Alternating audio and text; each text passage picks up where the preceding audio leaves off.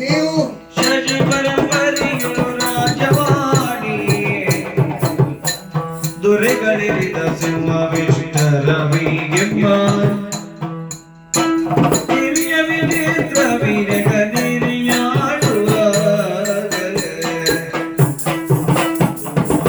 ಸರದಿಯ ಮಗಿಯರ ಕೀಳಿ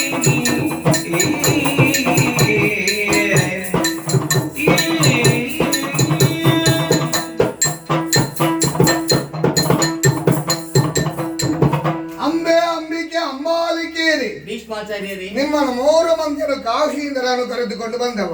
ಕಾಶಿಯಲ್ಲಿ ಪಣ ಇದ್ದದ್ದು ಯಾವ ರೀತಿಯಾಗಿ ಯಾರು ಗೆಲ್ಲುತ್ತಾರೋ ಅವರು ಮದುವೆಯಾಗಬೇಕು ಎನ್ನುವ ಹಾಗೆ. ಹೌದು, ಸೇರಿದಂತ ಅರಸರನ್ನು ಯಾರು ಸೋಲಿಸುತ್ತಾರೋ ಅವರು ನಿಮ್ಮನ್ನು 3 ಮಂದಿಯನ್ನು ಮದುವೆಯಾಗಬೇಕೆಂಬುದಾಗಿ.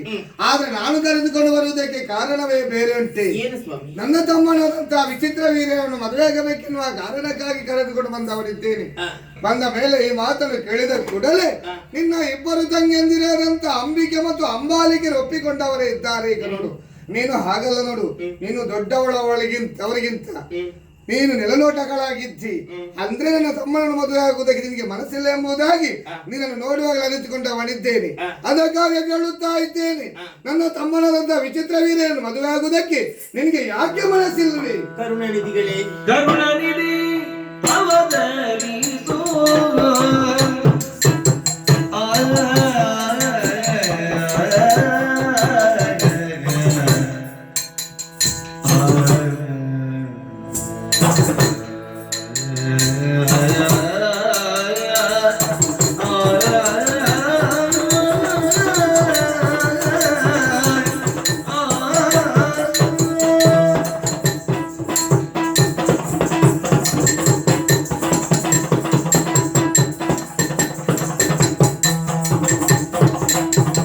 ಕರುಣನಿಧಿ ಅವತರಿಸು ಸರ್ವಜ್ಞಾನಿ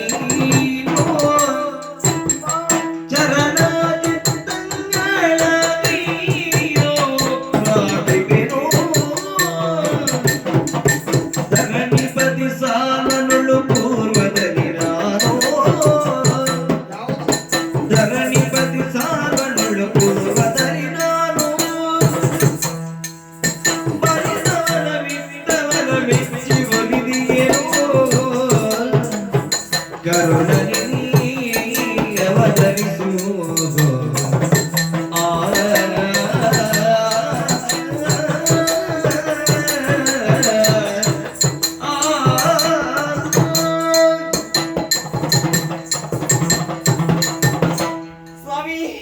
ಪ್ರಪಂಚದಲ್ಲಿರುವಂತಹ ಪ್ರತಿಯೊಬ್ಬರು ನೀವು ಕರುಣೆ ಎನ್ನುವುದು ಬಿಂದುವಿನಷ್ಟಿದ್ದರೆ ನಿಮ್ಮಲ್ಲಿ ಸಾಗರದಷ್ಟಿದೆಯಂತೆ. ಹೌದೇ ಕರುಣಾನಿಧಿಗಳು ನೀವು.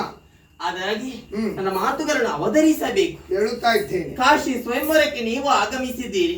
ಸೇರಿದಂತಹ ಧರಣಿ ಪಾಲಕರ ದರ್ಪವನ್ನು ಮುರಿದು ಗೆದ್ದು ನಮ್ಮನ್ನು 3 ಮಕ್ಕಳು ಹೆಣ್ಣು ಮಕ್ಕಳನ್ನು ತಂದವರು ನೀವು. ನಿಮ್ಮ ರಥವನ್ನು ಏರಿಕೊಂಡು ಬಂದವರೇನು ಸತ್ಯ. ವ್ಯಕ್ತಿಯಾದವನ ವ್ಯಕ್ತಿತ್ವ ಏನು ಎನ್ನುವುದನ್ನು ತಿಳಿಯುವುದಕ್ಕೆ ಹಲವು ದಿನಗಳ ಕಾಲ ಆತನ ಜೊತೆಗಿರಬೇಕು ಅಂತ ಏನಿಲ್ಲ. ಬೇಡ, ಒಂದು ಕ್ಷಣ ಸಾಕಂತೆ ಅವನ ಮಾತಿನಿಂದ ನಡೆಯಿಂದ ನುಡಿಯಿಂದ ಅರ್ಥವಿಸಿಕೊಳ್ಳುವುದಕ್ಕೆ ಸಾಧ್ಯವಾಗ್ತದೆ. ನೀವೇನು ನಿಮ್ಮ ನಡೆಯೇನು ನುಡಿಯೇನು ಎನ್ನುವುದನ್ನು ದಿನವೊಂದಾಯಿತು ಇಲ್ಲಿಗೆ ಬಂದು ನಾನು ಅರ್ಥವಿಸಿಕೊಂಡವಳು. ರಾಜ ಮಾತೆಂದೆನಿಸಿಕೊಂಡವರು ನಿಮ್ಮಮ್ಮನ ಉಪಚಾರದಿಂದ ಮನಸ್ಸಿಗೆ ಸಂತೋಷ. ಈ ಹೊತ್ತಿಗೆ ಚಾವಡಿಯನ್ನು ಅಲಂಕರಿಸಿದ್ದೀರಿ, ನಮಗೆ ಅವಕಾಶವನ್ನು ಕಲ್ಪಿಸಿಕೊಟ್ಟಿದ್ದೀರಿ. ನನ್ನ ತಂಗಿಯಂದಿರು ಮೌನದಿಂದಲೇ ಉತ್ತರವನ್ನು ಕೊಟ್ಟು ಒಳ ಹೋಗಿದ್ದಾರೆ. ಹಾಗಂತ ನಾನಿಲ್ಲಿ ನಿಂತೆ ಕಾರಣ ಉಂಟು. ಇಲ್ಲಿ ಬಂದ ಮೇಲೆ ನಿಮ್ಮ ತಮ್ಮನಂತ ವಿಚಿತ್ರ ವೀರನನ್ನು ಮದುವೆಯಾಗಬೇಕು ಎನ್ನುವ ಹಾಗೆ ಹೇಳ್ತಾ ಇದ್ದೀರಿ. ಹೌದು, ಆದ ಕಾರಣದಿಂದಲೇ ನಾನು ಈ ಮನಸ್ಸಿನಲ್ಲಿ ಇರುವುದನ್ನು ನಿಮ್ಮಲ್ಲಿ ವ್ಯಕ್ತಪಡಿಸುವುದಕ್ಕೆ ಮುಂದಾದೆ. ಬೇರೇನಲ್ಲ ಸ್ವಾಮಿ. ಕಾಶಿ ಸ್ವಯಂವರದ ಹಿಂದಿನ ದಿನ ವನ ವಿಹರಿಸುವಂತಹ ಉದ್ದೇಶದಿಂದ ನಾವು 3 ಹೆಣ್ಣು ಮಕ್ಕಳು ಹೋಗಿದ್ದೆವು. ಹೌದು. ಆ ಸಂದರ್ಭದಲ್ಲಿ ಸೌವ ದೇಶದ ದೊರೆಯಾದಂತಹ ಸಾಲ್ವನ ಆಗಮನವೂ ಆಗಿತ್ತು. ಪರಸ್ಪರ ಮಾತುಕತೆಯು ಮುಂದುವರಿಯಿತು. ಮದುವೆ ಪ್ರಸ್ತಾಪವನ್ನು ಮುಂದಿಟ್ಟ ಆ ಕ್ಷಣದಲ್ಲಿ ನಾನು ಅವನಲ್ಲಿ ಹೇಳಿದ್ದಾದ್ರೂ ಏನು, ನಾಳೆ ಪನವಿದೆ, ಅಲ್ಲಿ ಗೆಲ್ಲಬೇಕು, ಗೆದ್ದು ನನ್ನನ್ನು ಮದುವೆಯಾಗು ಎನ್ನುವ ಹಾಗೆ. ಏನು ಮಾಡೋಣ, ನಿಮ್ಮ ಪರಾಕ್ರಮದ ಎದುರು ಸಾಲ್ವನಿಗೆ ಸೋಲಾಗಿಯೇ ಹೋಯಿತು.